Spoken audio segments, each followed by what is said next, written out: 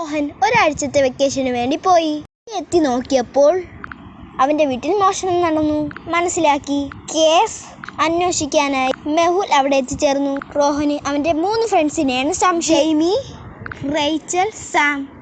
മെഹുൽ അവരെ ചോദ്യം ചെയ്തു.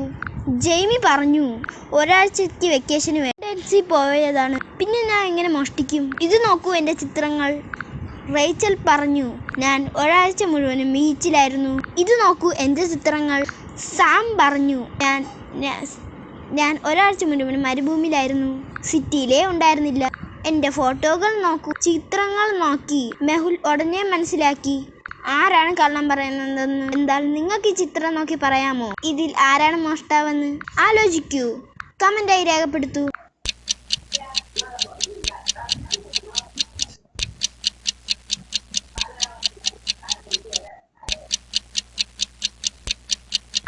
വരൂ ഉത്തരം നോക്കാം. റേച്ചലിന്റെ ഫോട്ടോ നോക്കൂ.